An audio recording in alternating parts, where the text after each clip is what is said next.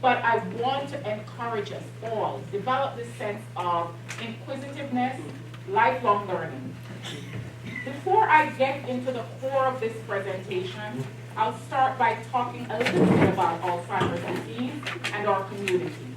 Alzheimer's disease disproportionately affects the Afro-descendant community, and I'll say Afro-descendant throughout my presentation when I'm referencing people who look like me, people who are originating from the continent of Africa, whether you recently came here from Africa, you came on the transatlantic slave boat, or you recently came from the Caribbean, as I did after coming on that boat at some point in history.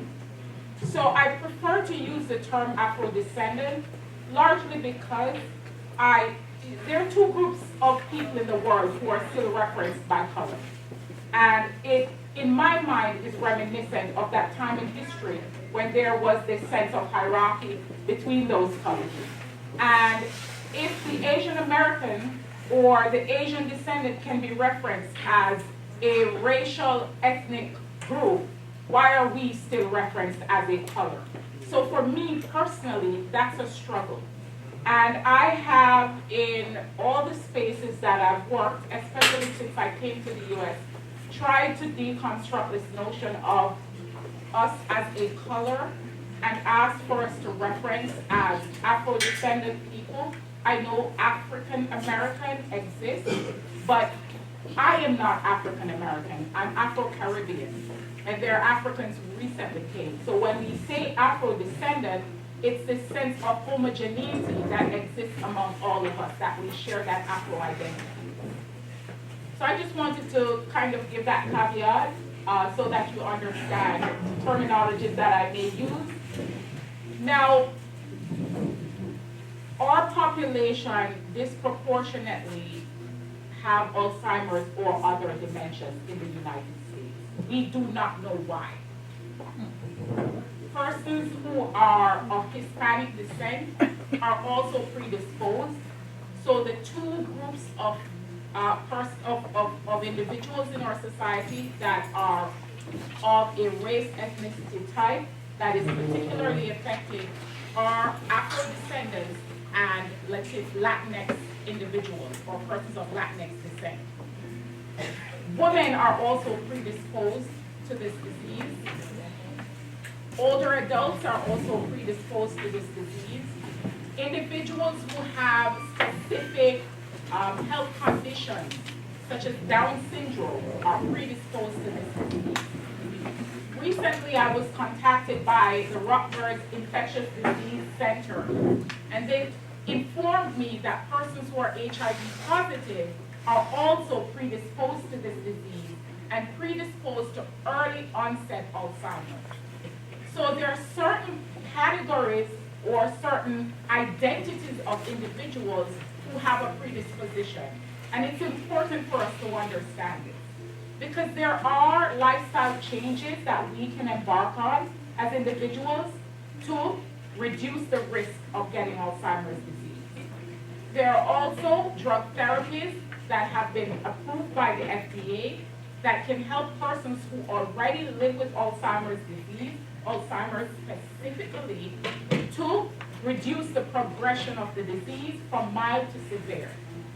Alzheimer's is a progressive disease that symptoms are present more than 20 years before the first sign or symptom is visible. There are FDA-approved diagnostic tests that are available that can help us to know whether or not we are at risk of Alzheimer's disease. There are PET scans of the brain that can be done that are FDA approved, and there is what we call the spinal tap, which is taking a bit of fluid from the spinal cord, and when that fluid is examined under the microscope, you're able to see plaques, sheddings of plaques from the brain in that spinal fluid. Those sheddings may be present, as I said, more than 20 years in advance before you start to show any sign of cognitive decline. It is at that early stage, if you believe that drug therapies are something that you would explore, that is the time for that type of intervention. because it would delay the onset of the disease much more. Knowing early also enables us to include lifestyle changes in our daily life patterns. So things like diet and exercise are connected to Alzheimer's disease. Exposure to tobacco smoke is connected to Alzheimer's disease. Good mental health, good sleep patterns are also connected to Alzheimer's disease, and these are scientifically proven. If we are not getting enough restorative rest each night, our brain is not able to move those toxins out of it, right? If we're not eating foods that are high in antioxidants, green leafy vegetables, fruits, leaner meats, our bodies are not able to be in its best health. So we know about coronary arteries, the blocking of the arteries. When we're eating certain foods, our bodies are basically building up these things that are causing, constricting our arteries. The arteries are what moves the blood from the heart to the brain and the rest of the body. It also moves oxygen throughout our bodies and becomes fuel. All of that becomes fuel for our cells and for our brain. If we're overweight, our arteries are essentially have a smaller space to move that oxygenated blood throughout. And what happens is there is a specific type of dementia that is related to things like strokes, right? So when we get stroke, it affects pieces of our brain. Certain sections of our brain are not able to function as they were before, right? And it triggers that specific type of dementia. Parkinson's disease is connected to another type of dementia. Lewy body's disease is connected to another type of dementia, right? But for Alzheimer's disease, they have what we know as amyloid and tau proteins in the brain. They're normal proteins to have, but for those of us who are women in the room, we know about yeast being normal in the vagina, right? However, when there is an overproduction of yeast in the vagina, there is a yeast infection.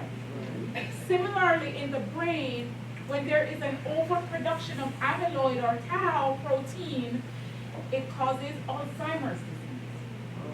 So the amyloid protein sticks around the neurons or the nerve cells. The tau protein invades those nerve cells. And so when you think of chewing gum, getting onto your clothes and getting tangled in the fibers of the fabric, that's how the protein gets all tied around the neurons and blocks its ability to transmit message from the brain to the rest of the body. It then affects our ability to remember things, our ability to learn things, our ability to move, our ability to swallow, right? If we stub our toe, we feel the pain. After a while, persons with Alzheimer's might not be able to feel the pain because the pain receptor is blocked by the protein, that over protein production. Now it's called not amyloid anymore, it's called amyloid plaque. So being aware about some of these things is absolutely important because it's going to help us to be able to navigate a quality life. What are the things we're putting inside our bodies? There are some things we cannot change. So some of this is connected to our genes and family history.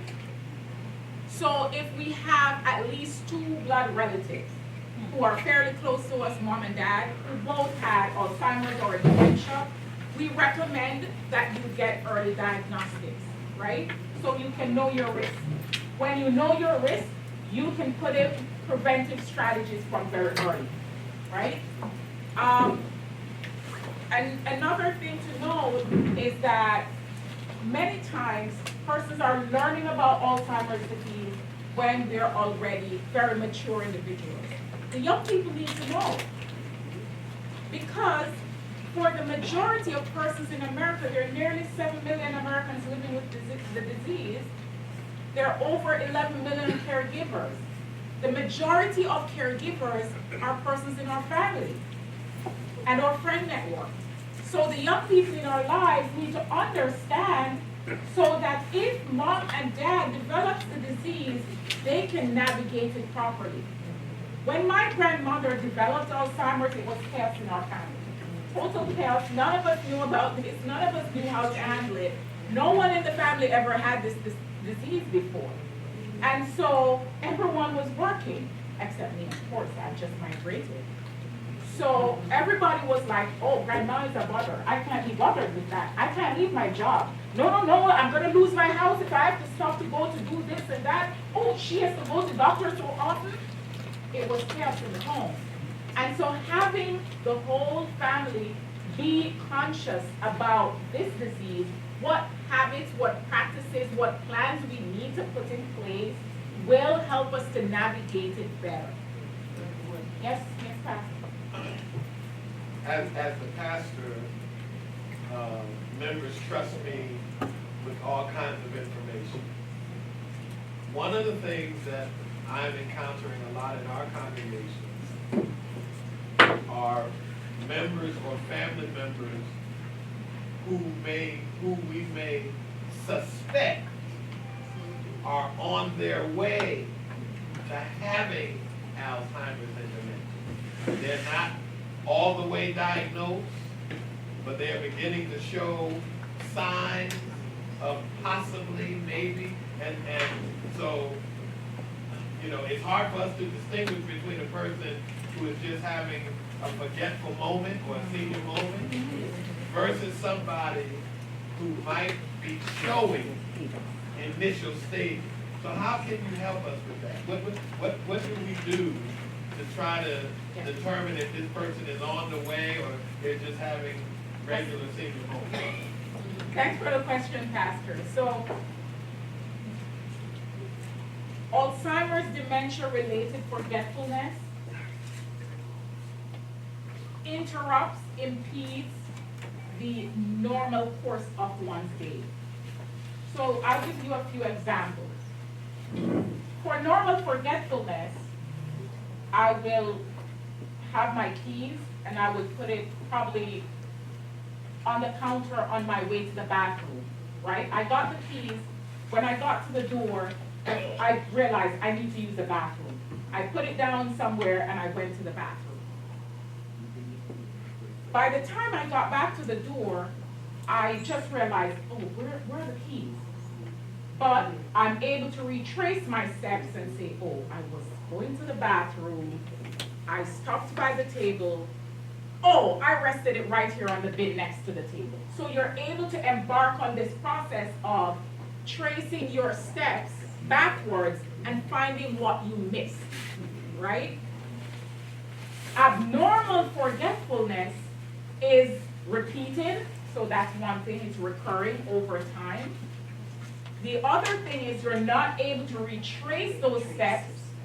When you do find the keys, they're in an odd, really odd place, in the refrigerator, in the oven, somewhere just totally out of place, and you don't remember how they got there. You spent the last 3 hours searching because it was buried so deep in the refrigerator. So that is interrupting daily life. I am no longer able to get in the car and drive away. I spent the last 3 hours, so I missed my session because I just lost the key. So that's one of the ways to kind of help you to navigate from a scenario standpoint. One of the things we also recommend for caregivers is start to make a note of these moments. If you observe it in your loved one, if you observe it in yourself. Buy a diary, start to note the date that it happened, the time it happened, and what happened. How long it took to resolve this situation. Because when it comes to time, if you have to get diagnosed, for many of us in our community, we never get officially diagnosed, right? It's the signs that we use and what eventually happens that make us say, oh, mom has Alzheimer's or some type of dementia. So you want to make those notes for the doctor, so when you have a conversation with the primary care physician, you can say, these are the things that have occurred in the last month. It is happening repeatedly, and this is not normal for my mom. because she was always very organized, very coordinated, very intentional about what she's doing. She planned everything down to the T, and now everything is disheveled. But to follow your example, that person with the keys put the keys in a deep hidden place. Yes. They intentionally did that. Yes. But they did not remember the intent. So that's the thing. The disconnection between why I did it. And when we get into the behaviors, one of the behaviors is anger, right? Anger is very common, and there is a reason that triggers the anger. But the individual cannot express, does not remember why they're angry, what is causing that. They're just mad. And so it's like there is a disconnect between the brain, triggering us to do something, and then how do we respond? So the receptor, the messaging process in the brain is distorted. So let's dive into the presentation a little bit.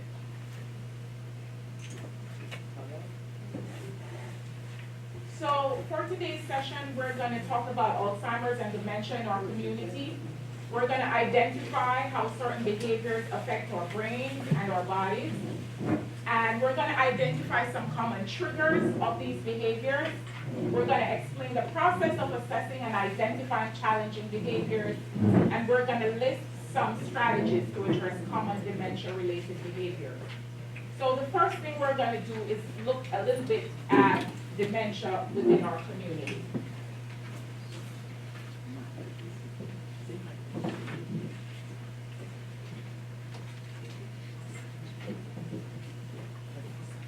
All right. As I mentioned before, there are almost 7 million Americans living with Alzheimer's disease. The majority of these Americans are 65 years and older. So that's why age is a predisposing factor, because the majority of persons with this disease are 65 and older. And I will show a chart later on that shows us that the older you get as an individual, the risk is elevated. You're seeing a larger or an increasing number of persons above 85 years old who are living with the disease. And many individuals tend to assume that because seniors are the majority of the persons who are living with the disease, it is naturally normal for them to get Alzheimer's. It is not. Alzheimer's is not a normal part of the aging process. What is natural and normal is for us to live the course of our lives without forgetfulness that affects how we live our lives every day. Almost 2/3 of Americans living with Alzheimer's are women. So 2 in every 3 persons sitting in a room are living with Alzheimer's. Women, if we had, for example, a room with 10 men, 10 women, we'd find from the 10 women, we'd have what? 2, 3, right? Compared to how many men? Right, 1. So we are the gender group that is predisposed. Now, older Afro-descendant people in America are twice as likely than white Americans to have this disease. Deaths from Alzheimer's disease has increased over the last 2 decades. However, the leading cause of death, which is heart disease among Americans, is declining. Alzheimer's disease is increasing. Alzheimer's disease is increasing because of diagnostics. That's one. But largely because there are persons who are now being more vocal about having the disease. Among people who are 70 years, 61% of them are expected, who live with Alzheimer's or another dementia, are expected to die by age 80. So there's a 10 years lifespan with this disease. If proper lifestyle practices are not infused within one's daily life, if the individuals are not on drug therapies, and I'm not saying that drug therapy has to be the choice, It can be either or both, right? And so it is imperative that we understand more about the disease in order to make the choice that is right for us.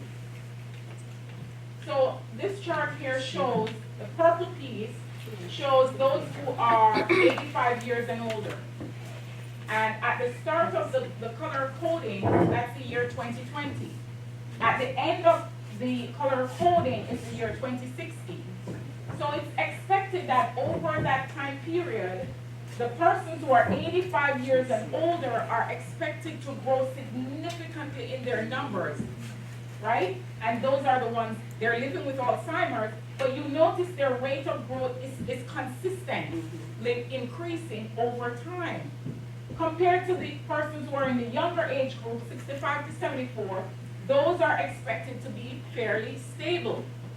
So what this chart is really showing is that Alzheimer's disease is correlated with age, but it is not a normal part of aging. We should not accept that because my mom is 85 or 90 years old, it is normal for her to have this disease.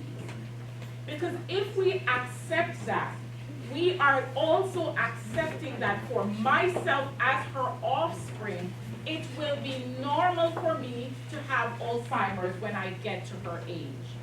It should be a signal for me, her child, that maybe I need to start changing my lifestyle habits early so that I may prevent or reduce the risk of getting that disease when I get to mom's age, right?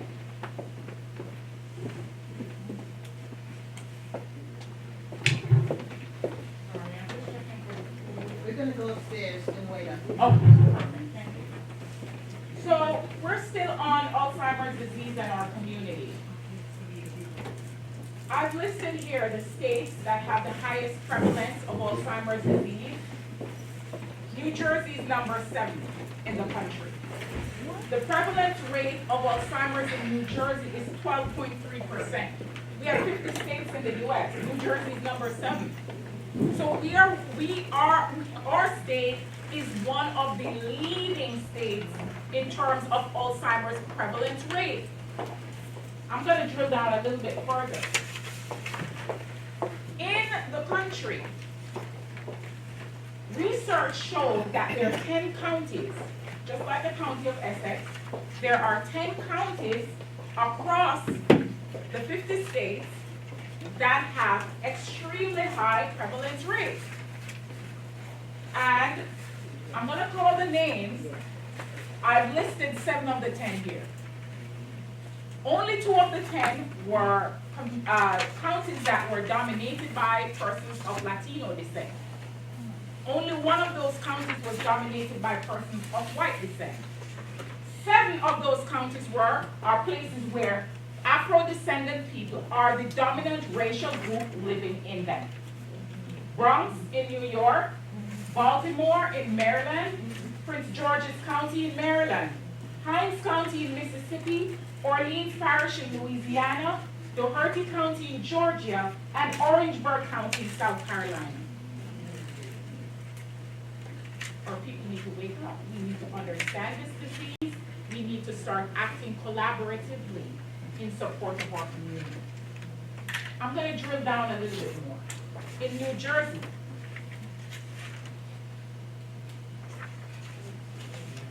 we're in Essex, right? Yes.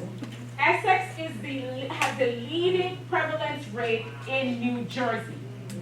Essex has the largest Afro-descendant population in New Jersey. We cannot just be nonchalant about Alzheimer's and other dementias anymore. This is a disease that is disproportionately affecting where we are and therefore our people. As a church, we need to rally around this. We need to support the caregivers. We need to educate our young people. We need to have young people who are leaders in the community who are educating other people about this disease. We need to understand our risk. Many of our young people are smoking and have no understanding about the impact of tobacco on their health and their long-term health. They're not yet thinking about ahead, 15, 20 years ahead, what this could do to my body, to my brain. At the kitchen table, we need to start to have conversations about these things. So our young people are developing that awareness, the critical thinking skills about their behaviors and how it affects their lives in the long run. As I said before, there are over 11 million Americans caring for someone who's living with Alzheimer's, and these are caregivers who are within our homes, not paid caregivers. This amounts to over $350 billion of lost wages or unpaid wages because they're doing this as an act of love, a labor of love, right?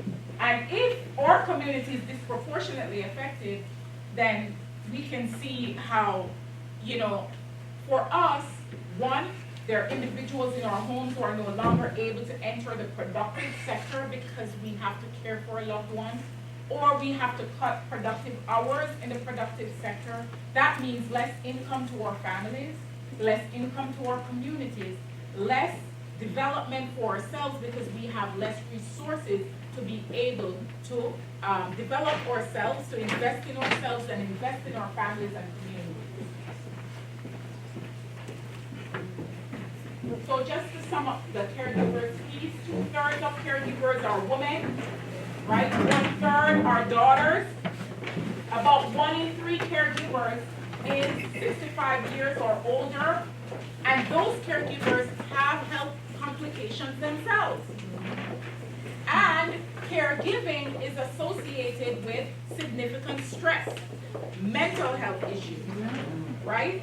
Mental health is one of the factors that affects Alzheimer's disease negatively, that increases risk, that reduces quality of life.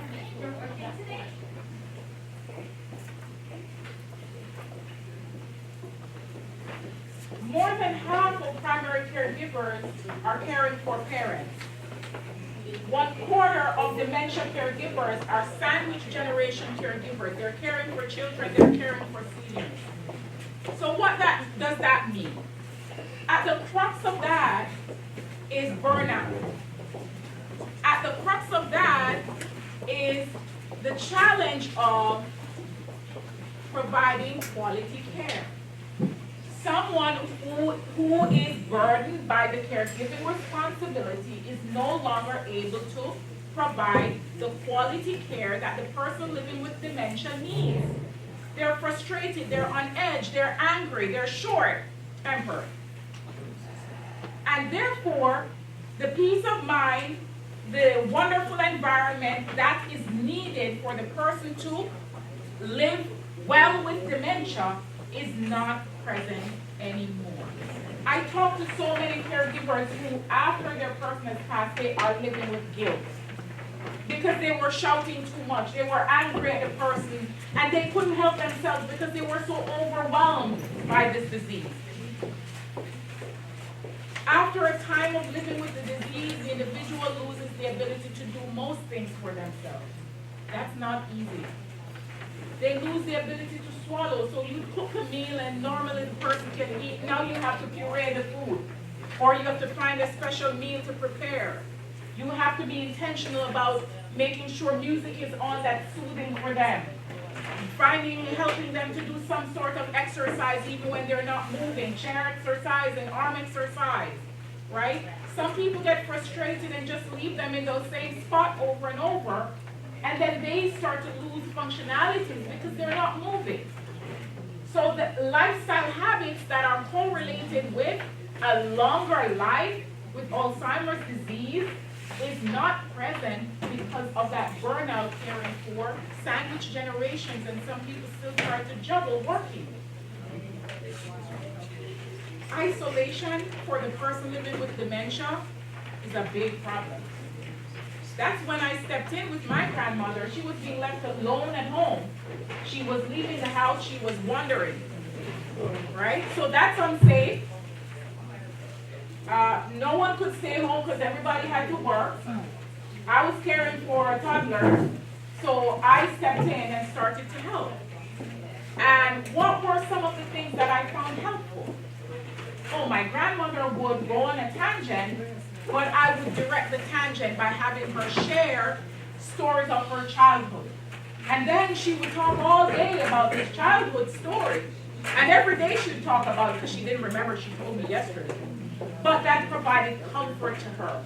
It made her feel at home, and I would video her in those moments. So Pastor, you spoke about our history and our culture and all of that. I gained a lot of history from my grandmother in those dementia moments. I recorded those histories in those dementia moments. So we have to learn as caregivers, how do I adapt?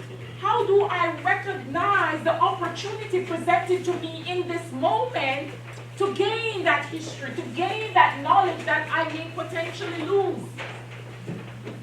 by being intentional in the care that I provide?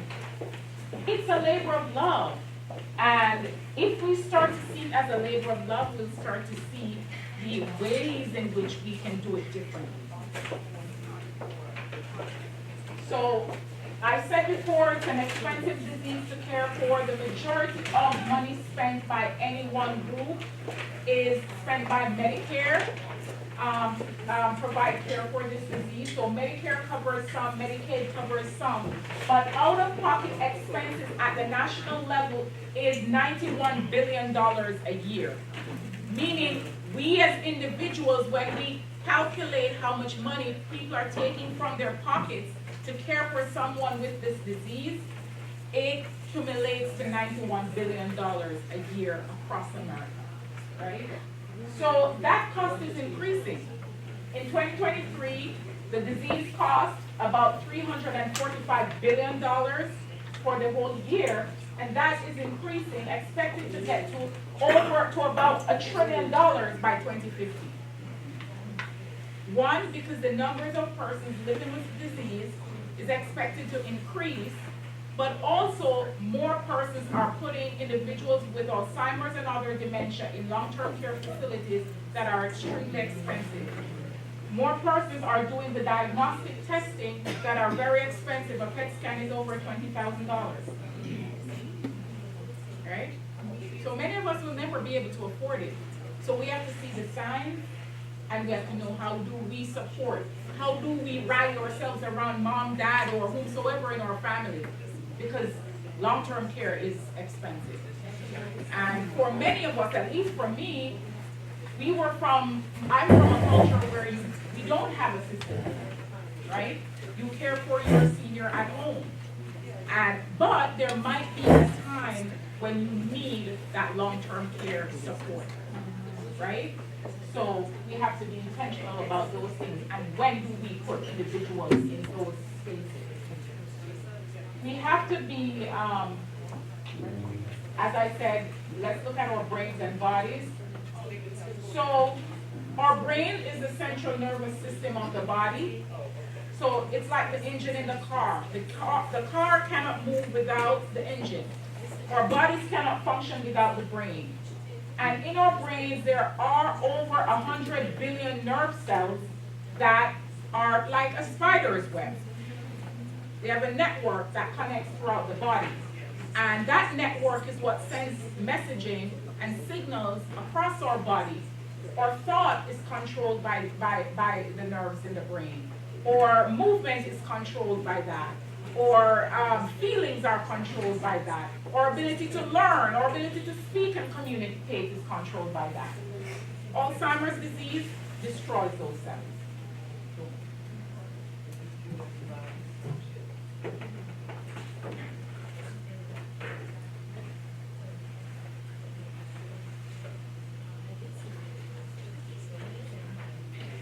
Can I ask a question? Can the disease be isolated like cancer? Can it be identified? Is it a mass? Is it something that can be removed? I mean, I generally know the answer, but I'm trying to wrap my head around, It can be identified, yes. like, what is it a cancer? I'm glad you asked this question, and it's so timely because this video, it's a 4-minute video, and though they're preparing food, I think it's a good time to kind of break from my monotony and for us to look at the signs of the disease through this video. But essentially, it can be identified. The drugs that are available do reduce the amount of plaque that's in the brain. However, what is lost is lost.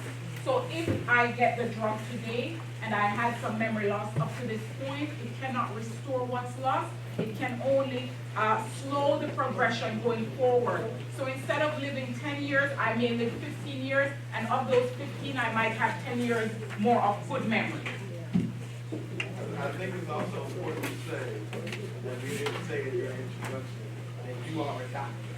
I'm not a medical doctor, so let's clarify.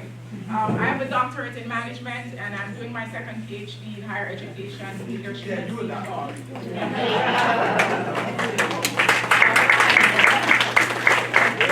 All right, let's watch this video. I think it's very informative. This morning, I tried to find these resources to provide additional information to you because what I will give you is this high-level thing, and I want you to be able to start finding resources to help your community.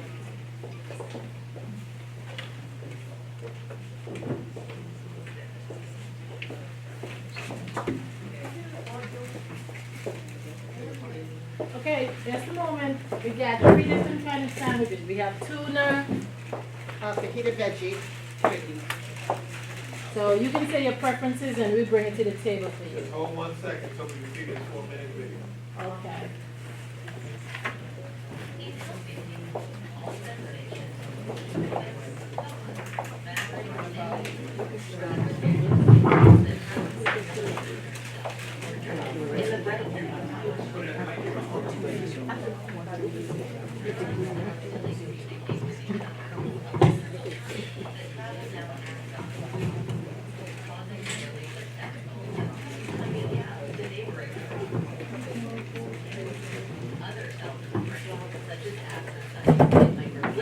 Clear away debris and help keep neurons healthy. In a person with Alzheimer's disease, the most basic form of dementia,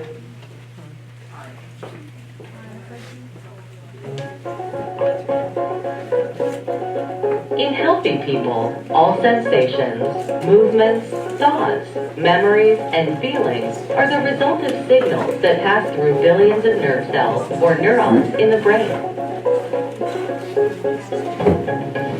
Neurons constantly communicate with each other through electrical charges that travel down axons, causing the release of chemicals across tiny gaps to neighboring neurons.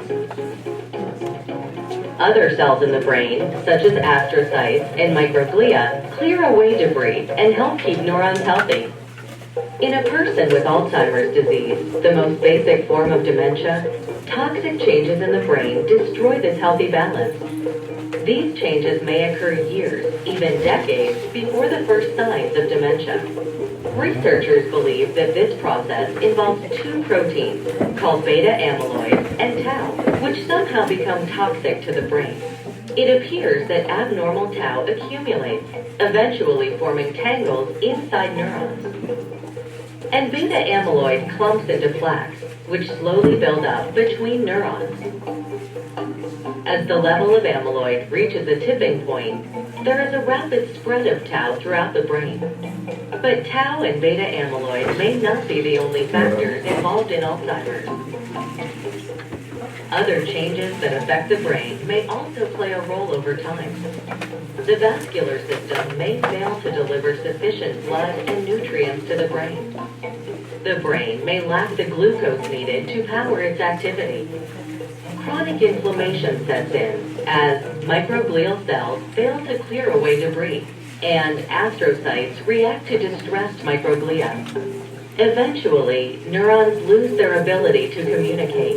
As neurons die, the brain shrinks, beginning in the hippocampus, a part of the brain important to learning and memory.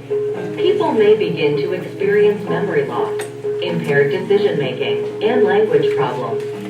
As more neurons die throughout the brain, a person with Alzheimer's gradually loses the ability to think, remember, make decisions, and function independently.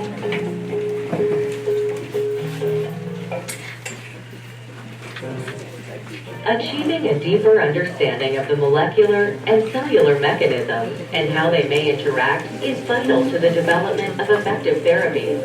Much progress has been made in identifying various underlying factors. Advances in brain imaging allow us to see the course of plaques and tangles in the living brain. Blood and fluid biomarkers are providing insights about when the disease starts and how it progresses. More is also known about the genetic underpinnings of the disease and how they can affect particular biological pathways.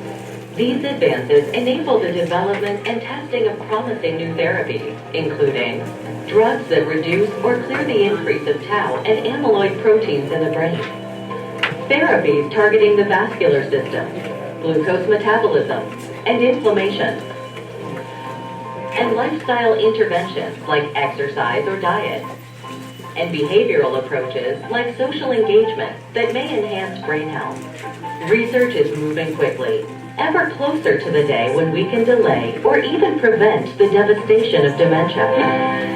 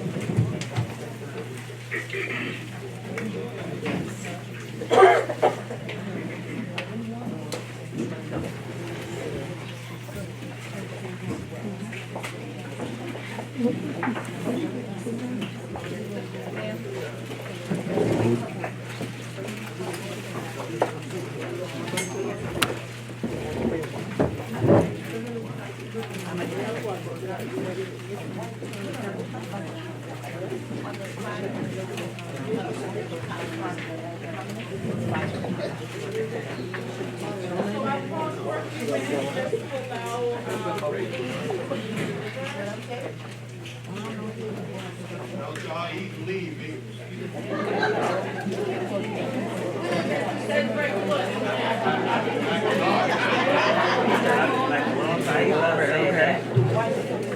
That's a bird.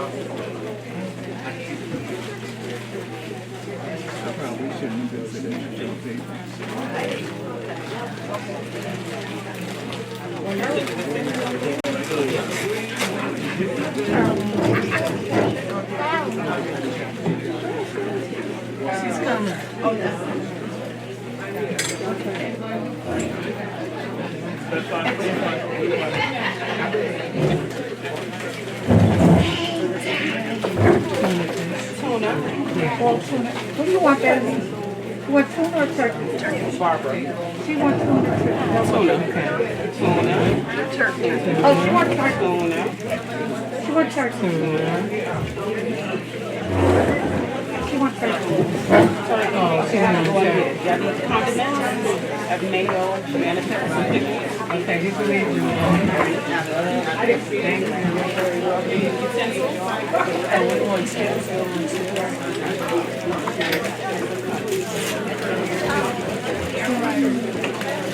I didn't see her today.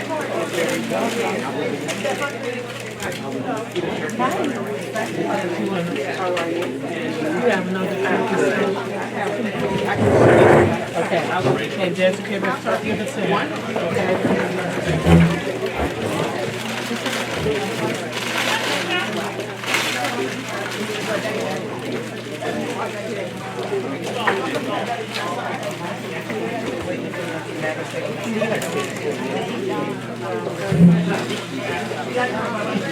We got to bring the box. What would I say? So you want one next month? Thank you. You got tuna. Okay. How many turkey? She wants turkey. Okay. I think it's saying tuna because that's so we need one more. One more? Oh, one for her. Okay. For her one. Does she fajita? No, you guys are. Yeah, she needs a turkey. Turkey is coming. Does she fajita?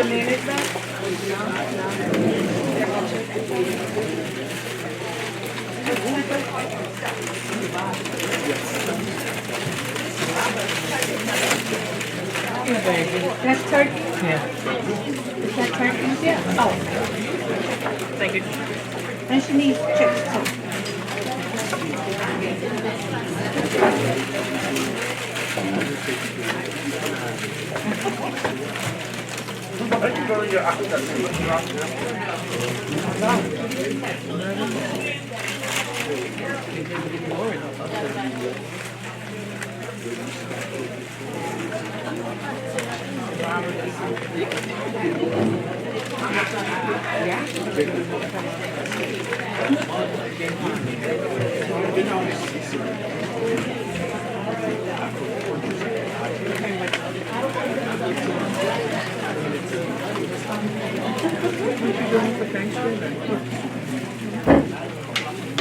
My nieces are doing it. My sister used to do it, but I don't know how to do it. It'll be good. Yes, we have. That's good after.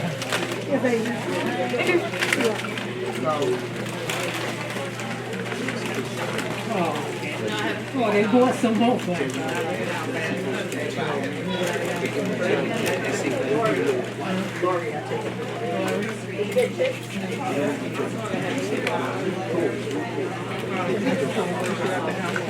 Thank you for taking back from him. Thank you.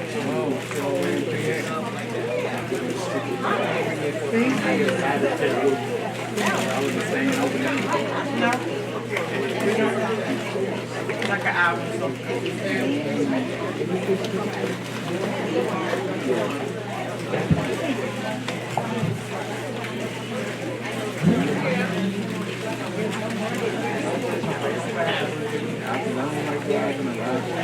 I don't like cars at night, but now it's black. It's 4 of us, so they have enough room for all of us. Back in the day, it's your pallet. Yeah,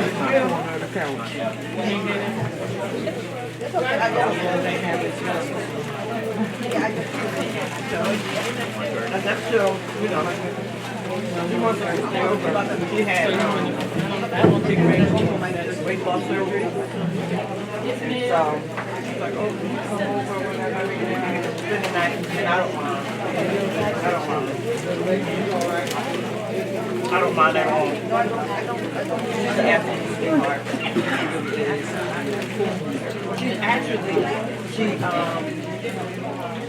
She actually wants to she wants to do it bigger than she can, and I told her she just had surgery, so you maybe 2 weeks ago. It will be like a month out. Sit down. I don't even know why you said you wanted to do it. Thanksgiving is a big ordeal. And so she does. We just had a invited her. I'm just running around and out. I think it's been a fun. She said one of them, they wanted to Is everybody being served?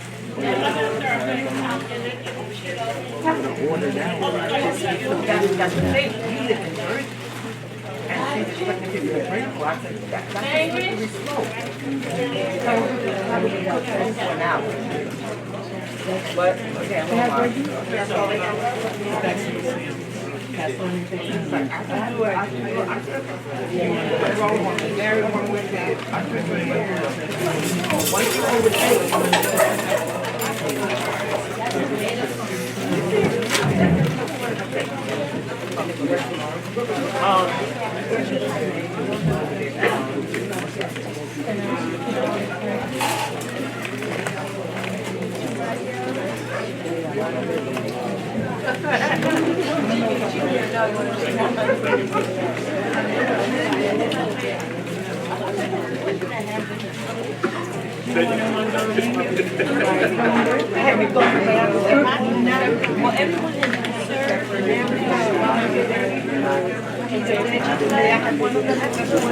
and I can go back in and reload.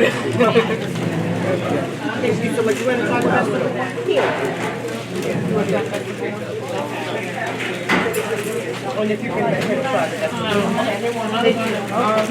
and so, because we live in Jersey, so like,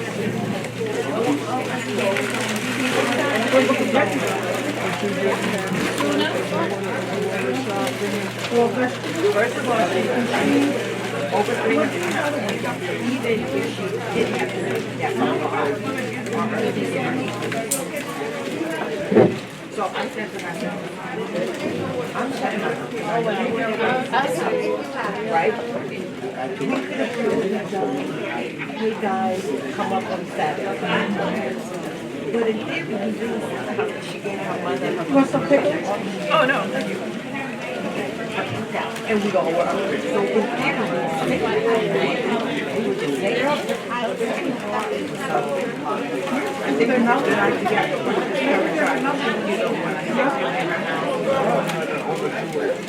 But we live in Jersey. We live in Jersey. And so we said to myself, what am I doing? So she's a nurse. That time off. She was getting used to prepping. And if she does, then we have to relax.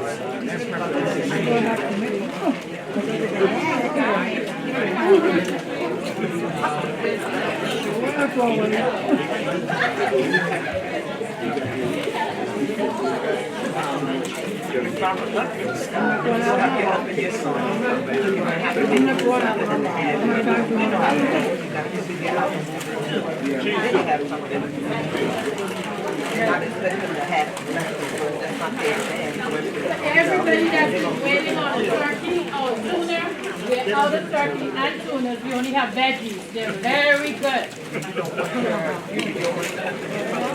Anybody for veggies?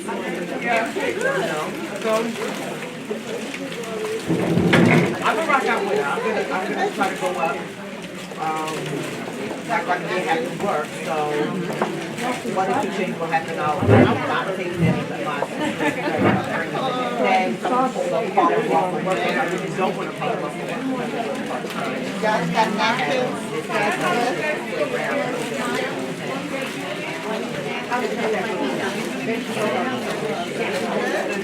Do it now.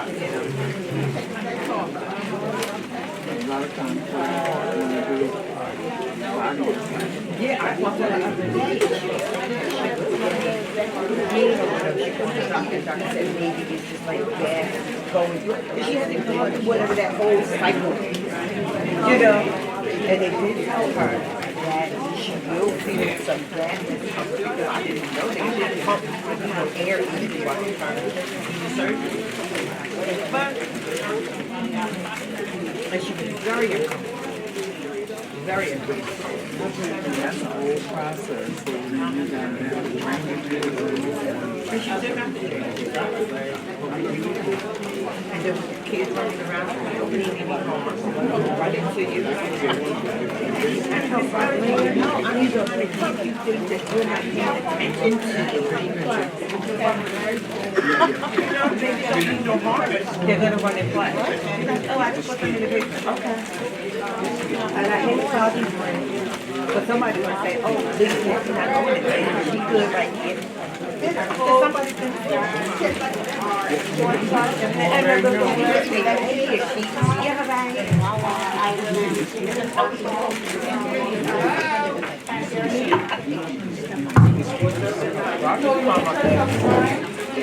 I will do our presentation and talk about Alzheimer's and dementia.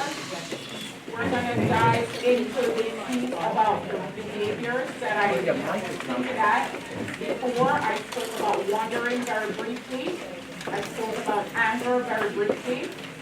And so there are ways in which, as caregivers, we can navigate these behaviors. But it requires a sense of understanding about them. That's it, nothing else yet. So some of the common behaviors are anger, frustration,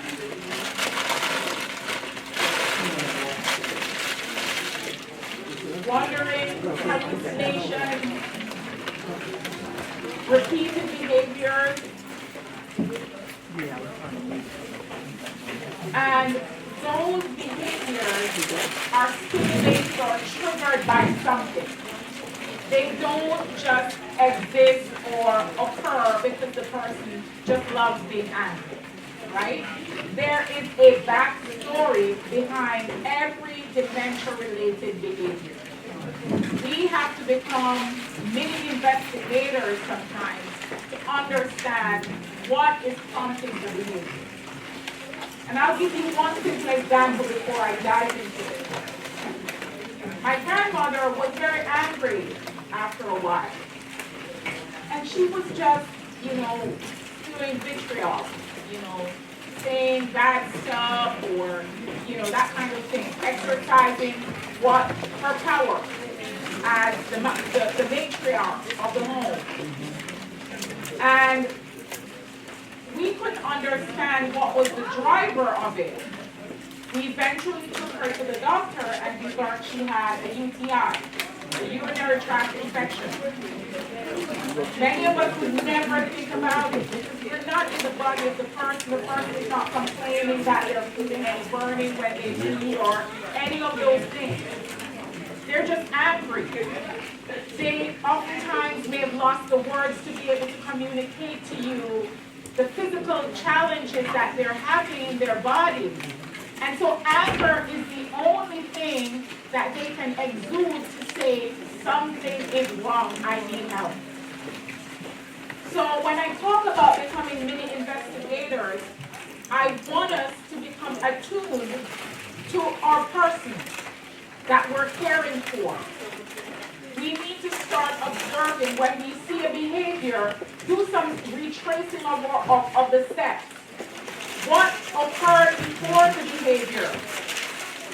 At what time of day did we observe the behavior? How frequently do we notice this behavior? Start to make note of it, because those notes will be helpful to us in the long run to understand what is going on. So, in becoming investigators, there is this 4-step process that is recommended. That we detect and connect with our person, trying to identify what's going on. That we look to, when in that detection and connection, we are looking for the physical needs first. I'm going to ask us to step back for a moment for those of us who are parents or grandparents. When a newborn is in the home, we have to do a lot of detection and connection, right? Because the newborn cannot tell us, I'm hungry, I want to use the bathroom, I want to sleep, I'm bored. The newborn just cries, and we have to go figure. So when we're caring for someone living with Alzheimer's or another dementia, we have to activate those detective skills that we do when we were caring for a toddler. So we address the physical needs first because something might be life-threatening. Something might be physically harming the person, like the UTI and my grandmother, that needs to be corrected immediately, right? Then after we've identified or eliminated a physical threat or risk, then we're looking for what emotional needs are there. Is it that the individual is bored? Is it that the individual needs attention, needs someone to talk to, wants a film to watch? What is going on with that emotional side, and address that next. And then finally, we have to do this process of reassessing. Oh, so over the last so-and-so weeks, we have observed this behavior. Make a note that this behavior potentially is connected to this thing that we found out, this emotional thing or this physical thing, because it may occur again. And making that note will help us to get to the solution faster the next time around.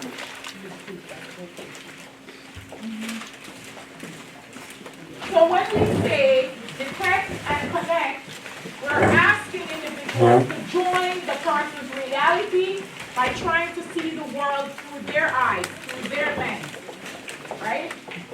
I'm going to use the case of hallucination to kind of explain seeing the world from an individual's eyes. I had a session in Somerset a few months ago, and an Indian family attended the session. And after the session, the daughter said to me, my dad, and the dad was there, my dad keeps talking about trains. And he's seeing the trains and he says he wants to go and catch the train because his brother is waiting for him in Bombay.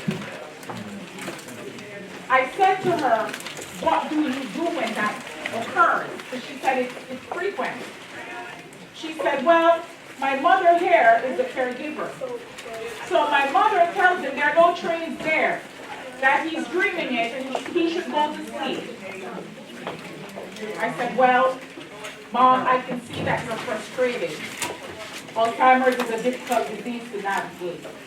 But next time your husband hallucinates, I'm going to invite you to join his reality. Ask him to tell you a story about his childhood riding the trains to Bombay. And I think you'll have a different result. Oh, thank you.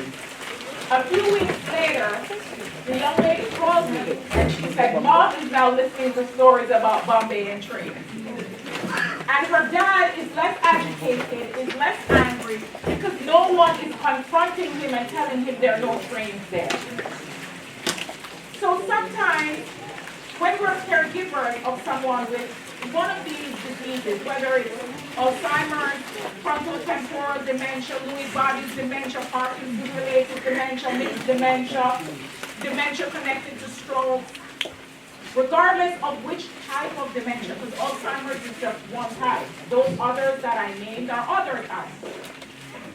And they affect different parts of the brain, right? And they have different underlying triggers. For the one connected to stroke, on the video we saw the blood flow to the brain is impaired because of the stroke. For Parkinson's disease, we know that it's related, if you think about Muhammad Ali, it's related to, sometimes brain injury because of hitting. So understanding which is why diagnosis is important, because it will help us to understand what is the causative factor and how can we help to navigate the results, right? So when we join the reality of the person, we're giving calm to them. We're helping them to settle their brains. We're helping them to feel at peace. We're helping them to navigate the best life in that moment. Because the person with this disease cannot live for the future.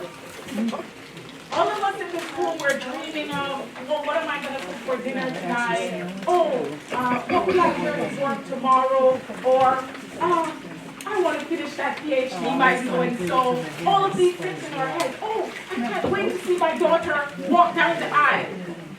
These are all dreams of the future, whether it's 2 hours from now, 2 days, 2 weeks, 2 months, 2 years. They're all futuristic. The person with dementia, Alzheimer, there is limited opportunity for dreaming of the future. And that's a big loss to any individual. All of us are dreamers. All of us are dreamers. And imagine losing the capacity to dream. You have to live in the moment. And I'm not talking in the early stages, because in the early stages, folks still dream, right, of the tomorrow. But when you get to the later stages in the disease, the individual is living for this moment. We have to join their reality in this moment so we can be the best caregivers for them. The next thing under Detect and Connect is to understand the person's reality before we intervene. Who, what, where, when, and how, what took place before the behavior, right? So was there a conversation with someone before the behavior? Did they have dinner before the behavior? Did they go to the bathroom before the behavior? Did it happen at sundowning? Right? There are all these different things, so we have to be mindful of time of day, circumstance, the place, the person, all of these things that connect to, that occur before the behavior. Because that's going to be the clue that we are going to use to understand what is going on. Approach the person with calm and with respect. Many caregivers lose their cool because they're just dealing with the same thing over and over and over again. Every day is almost the same day for them, right? The butt of it is, when we stop all the other noise around us as caregivers, we can dedicate ourselves full time to this person. It's the best for us, it's the best for them. We can be the best caregivers if we don't have to compete with going to work, caring for another person. But that's not the reality for most persons. But it's the ideal situation. If that ideal situation exists, you know what will happen? You will set your alarm to wake up at the time your person wakes up. You will align the things in your day with how the person operates. The person needs you to be slower in doing things. You will slow down your tempo and your pace. You will cook the meals at the time when the person wants it to eat. You will not rush them to the shower. You will be able to hold their hands calmly and walk very casually to do anything. You will slow down the tying of the shoelace. All of that will occur in their time. That's the ideal. If it can occur in and align with how they are now operating, you will be good and they will be great. But because we have all these other noises around us, it does not occur like that. So sometimes you might consider, is there another family member who can come in and help? Is there a friend who can come in and help? Is there a church member who can come in and help? Can I afford to get someone to come in a few days of the week? Can I use an adult daycare a few days of the week? Is there, and in all of this, caregivers, you need to take care of self. Self-care is absolutely fundamental. If you do not have your me time, forget about all the work. Because you need the opportunity to be able to de-stress and relieve some of the things that you are holding that are heavy. So you need time when somebody else is caring for your person so that you can go and take a walk in the park, you can go and get a massage, you can go to a movie, you can just sit and read a book. All right? The next step is to address the physical needs first. So when we're detecting and connecting, we are investigating what is the trigger of this behavior. Now that we've identified the trigger, we want to find out what is the physical issue that exists, if any. Is there a medical issue? Is there a physical problem such as being hungry or thirsty, or there is lack of social interaction? Is there an environmental trigger such as the room is too hot, the room is too cold, the bath water is too cold, the bath water is too hot, right? Many of us forget those things. So those are some of the physical triggers. Then the emotional needs is the next one to look at. Focus on the feelings of the person. So you might say, oh, but he's eating. What is his problem? What is the person's feeling? Not the fact that he has food, so he should be okay. How are they eating alone? That could be the trigger, you know. I feel isolated. Imagine a couple of, they have always sat at the dinner table together, had their meals together. For me, I sit at the dinner table, I will not put a spoon to my mouth until my spouse is sitting there and we're already eating together.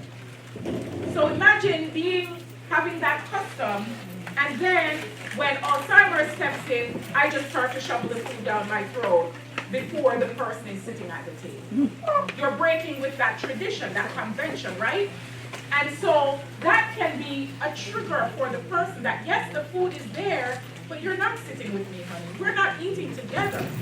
Not because we're living with Alzheimer's or another dementia, means that we've lost all sense of our traditions and our culture and our heritage. They're still there. But we need our caregiver to lean in with us and recognize the way in which we communicate and understand is different from what we are used to or what they are used to.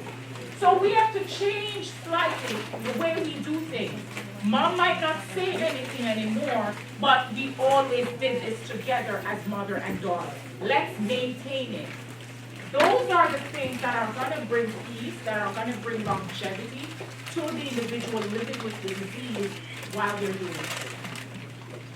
Use your knowledge of the person's preferences to provide effective intervention, right? So, as an example, we know that my granddad loves a warm bath. Do not introduce a shower when they start with Alzheimer's. A warm bath is what you know the person prefers. Keep providing a warm bath. Because when you now introduce something new, and this occurs a lot in the long-term care facilities, they're so busy providing paid care for the person, they want to get the job done expeditiously. They don't care about what you like and prefer, they just want to ensure you're clean. The goal is not to ensure you're clean or you're fed, you're not a dog. The goal is to ensure you're happy, right? So if the person loves baths, continue to give them baths, right? It might be a little bit uncomfortable for you, but trust me, it will save you that trigger, that anger, that frustration, that, shouting that will come. So it ultimately will be to your benefit. Redirect the energy into something simple. Remember when I told you my grandmother was angry a lot, and I started to have her tell me the stories of her childhood? That's redirection. Find something else to direct them to. Remember I told you the story about that man in Bombay and the trains, and he wants to go and catch the train. Instead of telling him, oh, there are no trains, redirect him to a story about his life taking the train. That's how we do it. Yes, sir.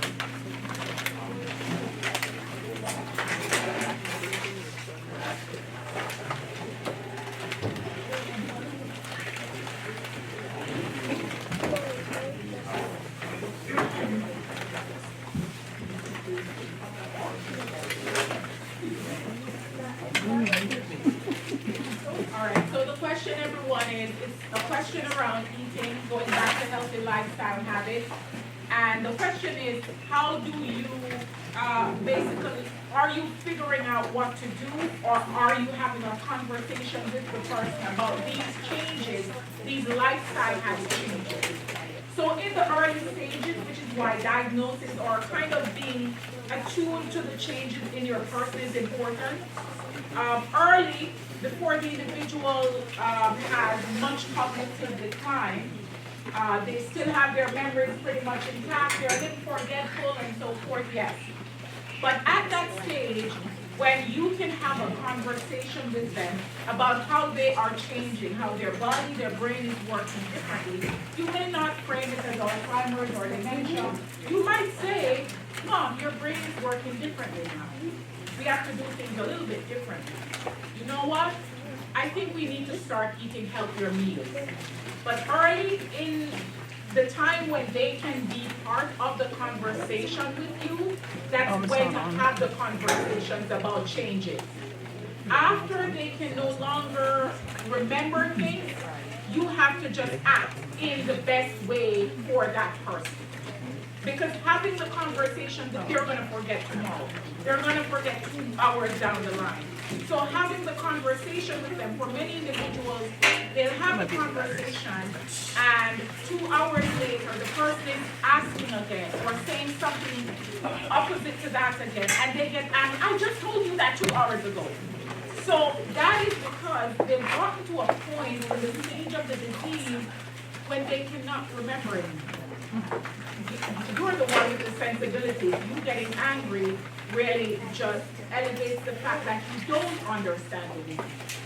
So any discussions that you're to have with your person who is showing cognitive decline, do it in the early stages.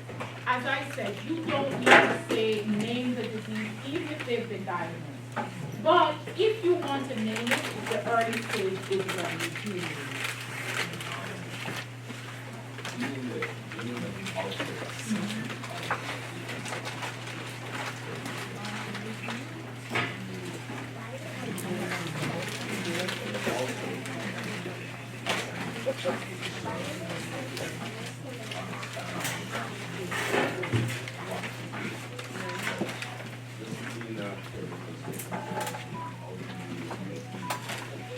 As in a professional caregiver?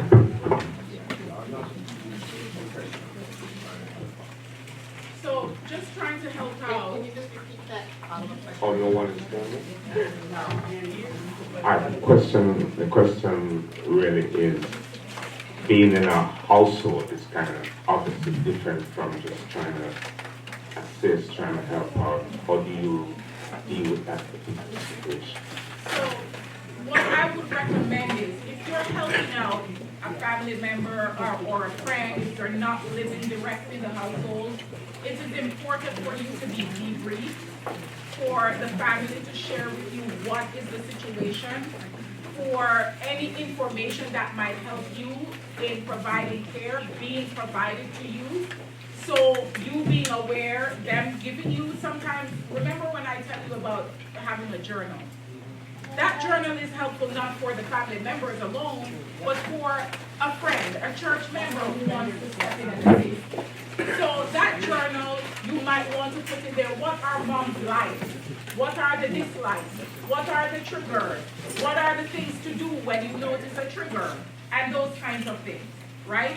Having that backstory, that back information is what you're going to use to help you in terms of providing care. I always say compassion. Put your foot in the person's shoes. When you start to put your foot in the person's shoes, when you start to gain greater understanding about the disease on a general level, I stepped in with my grandmother. I knew nothing about this disease. I never cared for anyone before. I just went in as her granddaughter to help. And when I went in, I saw the food she was getting was just starch-based stuff. I started just going in early in the mornings, preparing a healthy breakfast for her. I would leave her to sleep in the bed and have her naturally wake up, or my son would waddle his way into her, and she would wake as a result of that. They love children, by the way. So that always works. When she eventually had to go to a long-term care facility, we had to get her a baby dog. That's how much many persons with dementia love children. If you can put them, if they cannot walk, and you can put them in a wheelchair and take them to the park where the kids are playing, they love to see the kids that play. They love to feel the breeze on their face. They love comfort, lotioning their legs, massaging their feet, combing their hair, stroking them in ways that are positive and makes them feel alive. These are the things we need to do. Surround them with calming music. They like bright colors, right? They love flowers, right? They love to touch flowers, smell flowers. They love the smell of good aroma. Is apple pie a smell your person loves? Knowing your person and infusing these things in the home is absolutely helpful. So if you're going to help a church sister out in terms of care, they need to set you up for success. They need to make sure the environment is prepped for you to just step in and be a comfort and a source of help in a meaningful way to their person, right? So it's working together, kind of having, as I'm talking here, I'm thinking, is there a church team that could be, trained up to be sources of support for families that are caring for persons living with Alzheimer's or other dementia.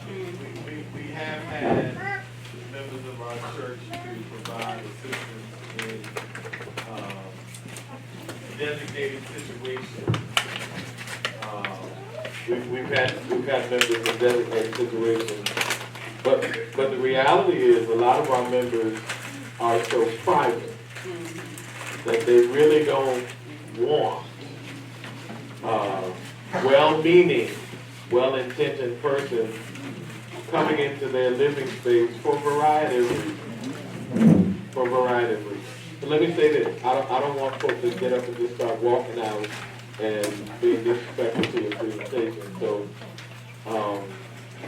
let me ask you to summarize the presentation so we all can leave together and not be disrespectful. Because I've been back a long time, so I know how to. So try to kind of summarize it a little bit.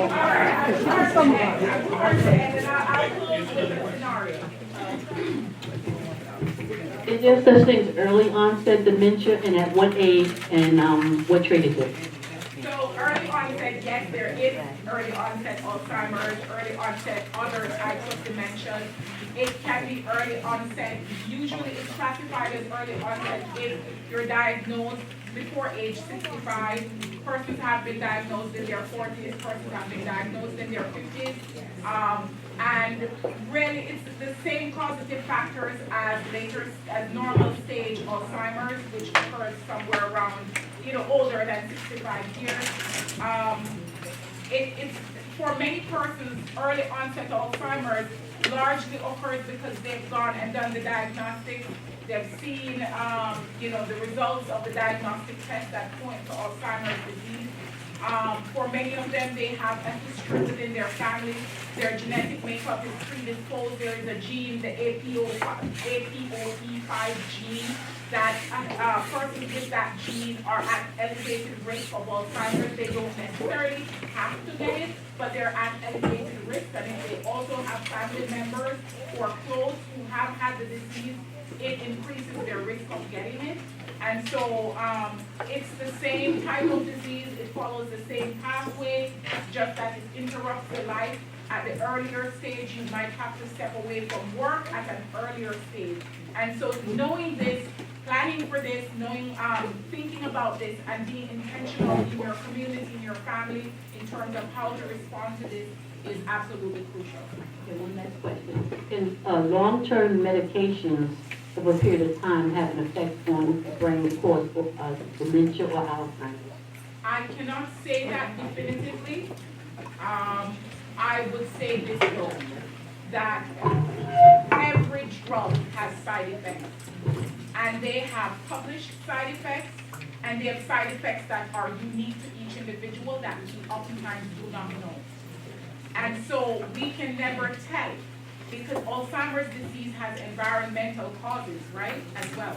I said to you, my grandmother, no one else in our family has ever had Alzheimer's dementia. Is this related to genes, family history? We don't have the family history side. We didn't do the genetic testing. Is this environmental related because she migrated to the U.S. and all her siblings and or great-grandparents remained in Jamaica? It could be environmental. Is it related to food? She roughly ate the same food she ate when she was in Jamaica that her entire family ate, but they never had it. Is it because she had comorbidities? She had metastatic breast cancer, she had diabetes, she had hypertension. All of those things are related to Alzheimer's disease as well, because diabetes, as an example, does affect things like the blood and the quality of blood that goes to the brain. 25% of the blood from every heartbeat goes to the brain. Reduced quality of blood, reduced amount of blood to the brain does have an impact on Alzheimer's disease and other dementia. So there are so many things that one could point out. All I can say is, as a people who are Afro-descendants, we have a heritage and a history. I know for many of us, we've lost much of that, of our herbs. that have been very helpful to us. When I came to the US 6 years ago, I never took a flu shot in my life, and I've lived in 45 years. I chose never to take a flu shot because I've lived my life knowing that my body builds its resistance to these things, right?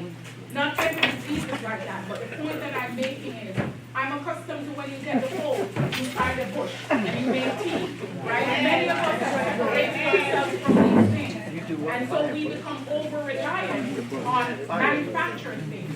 We know that organic foods are best, but many of us are consuming genetic foods, and we know genetic foods are associated with elevated risk of cancers, right?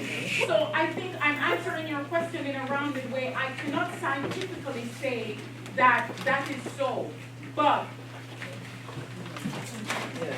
so just to quickly wrap,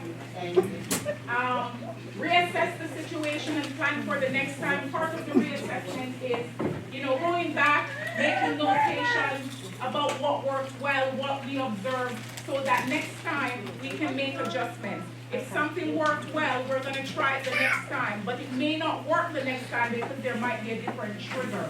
So we need to make adjustments continually, right? Alzheimer's disease, for each individual who you know with the disease, they will react differently to things. There are some persons who will be perfectly calm, and there are some persons who will be more agitated than others. Always remember, we're talking about human beings. We have feelings. We grew up from childhood, became adults, were autonomous, agential individuals who were independent and making decisions for ourselves. Imagine at some point in our lives, we lost that sense of autonomy, independence, and now we have to almost be like a child again, with our sensibilities about us, realizing we have to be bathed, we have to be fed, we have to be clothed by somebody else. That has an impact on how I feel. And I will express that in my anger, in my frustration, etc. There's a question over there. Yes, ma'am. Actually, I just wanted to share my personal experience with early onset dementia. My niece was diagnosed at 52 years old with early onset dementia, and it was recognized through her coworkers because they noticed the change.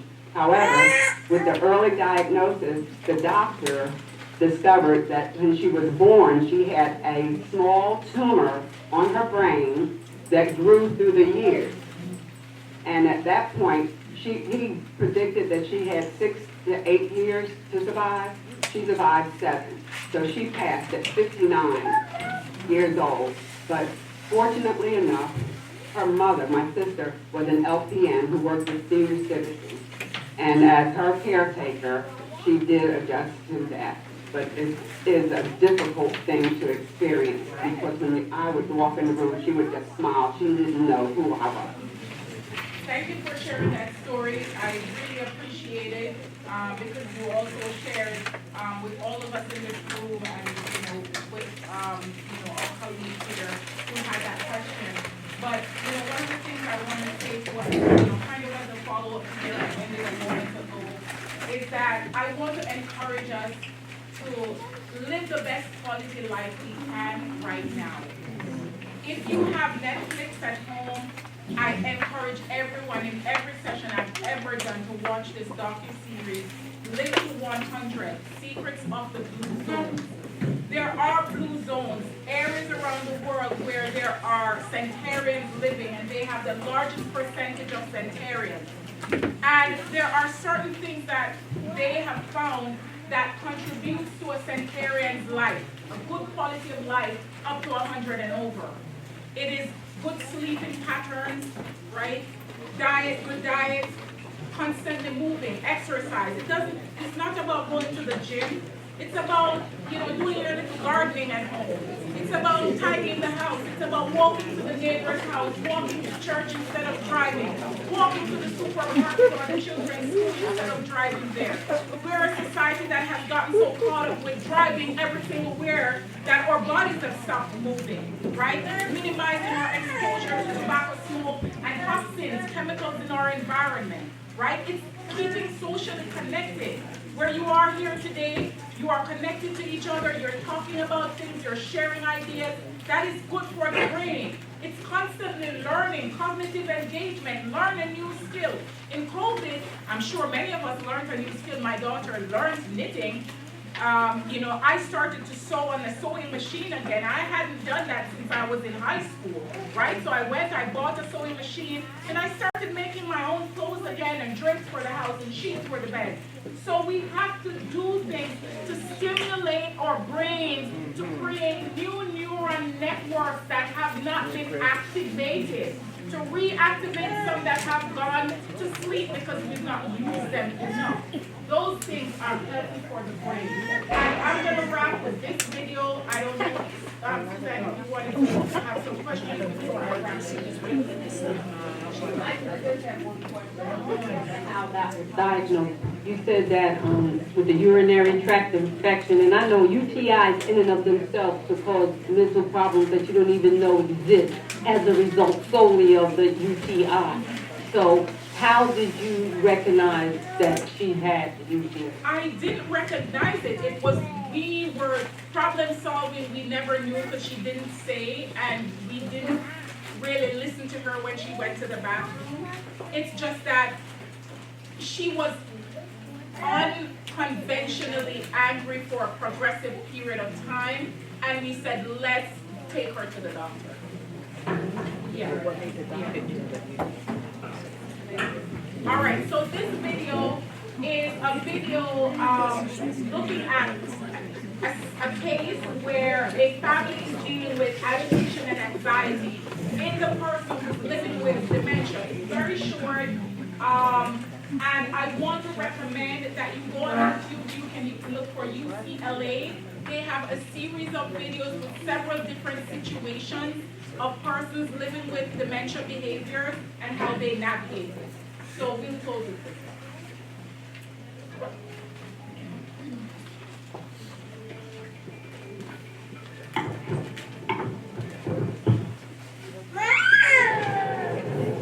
My mom's become resistant to my help, and she's now hard to handle.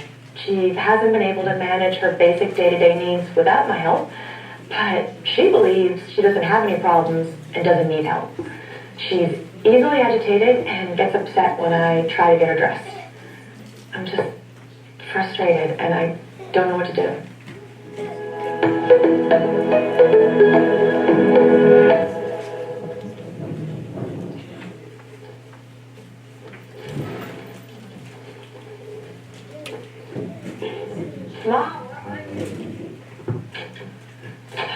Mom, you're going to be late for your doctor's appointment. Are you seriously planning on wearing that? It's 80 degrees outside, Mom. Okay, look, let's wear this instead. We don't have time, okay? Let's hurry. Mom. God, what is wrong with you? Leave me alone. I can do it. No. God, leave me alone. I can help you, Mom. Don't need your help. Leave me alone. You can't do this to me.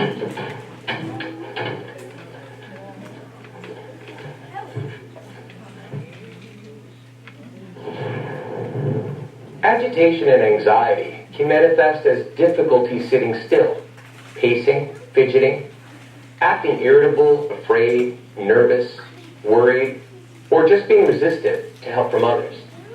The behaviors are often triggered by a feeling of loss of control, misperceiving situations or actions as threats, unmet needs, inability to communicate clearly, and frustration with tasks or interactions with family and caregivers. Changes in a usual routine can also cause agitation and anxiety.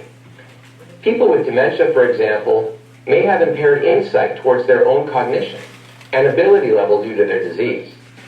For this reason, they have a hard time understanding their limitations about what they can and cannot do.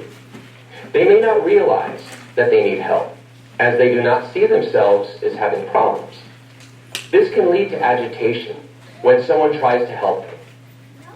How one approaches a person with dementia makes a difference. If you feel angry, impatient, or frustrated, or if you rush someone or seem irritable, they can sense your mood and react with apprehension, resistance, anxiety, and agitation. Agitation can then escalate to inappropriate behaviors, such as hitting or biting. It is very important to remember that persons with dementia react and respond to how a caregiver approaches them.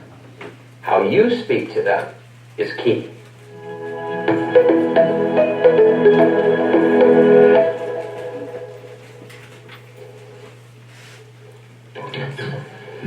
Good morning, Mom. How you feeling? I'm all right. Okay, what would you like to wear today? You look good in the green or the blue? Which color do you want to try today? I don't need your help. I can do it myself. Okay. I'm sorry that I made you feel that way, okay? You're doing very, very well, and I'm just here to help in case you need me. I know you can do it yourself very well.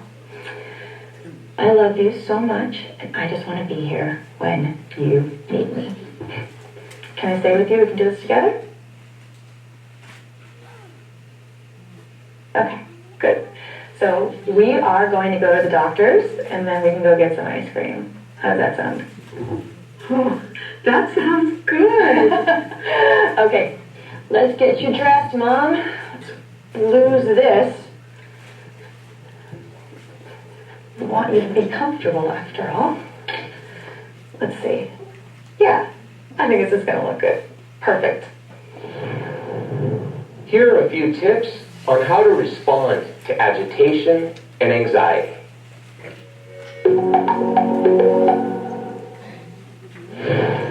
Allow ample time to complete tasks and don't rush your loved one.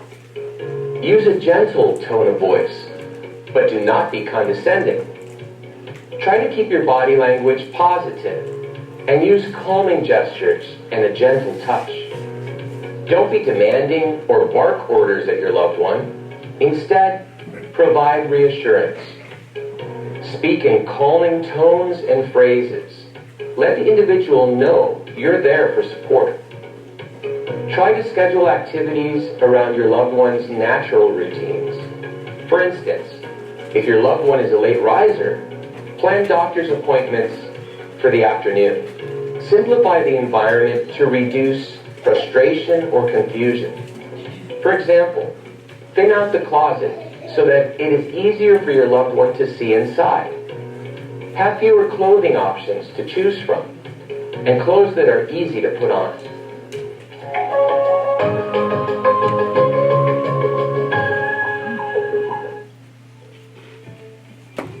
All right.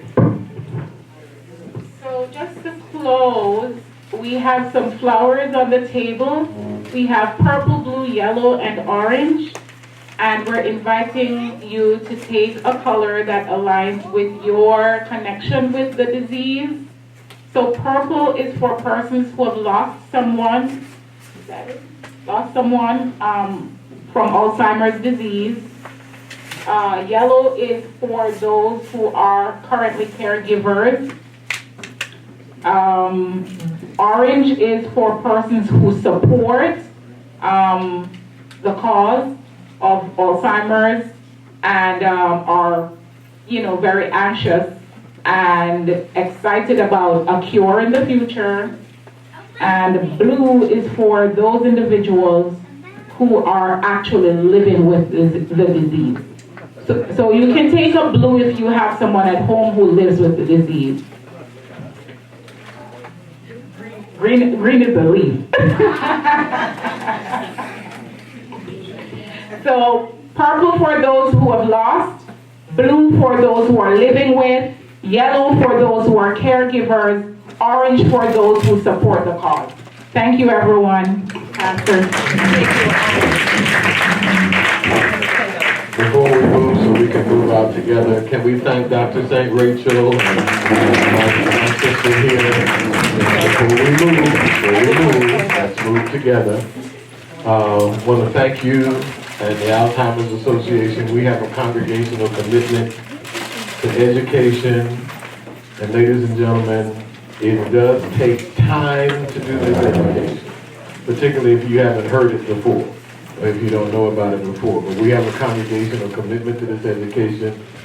I want to thank Sister Susan and Sister Trachelle and the Health and Wellness Ministry for always bringing before us things that we need to know. just one point I will make. That you don't have to have Alzheimer's or dementia to learn how to talk to people.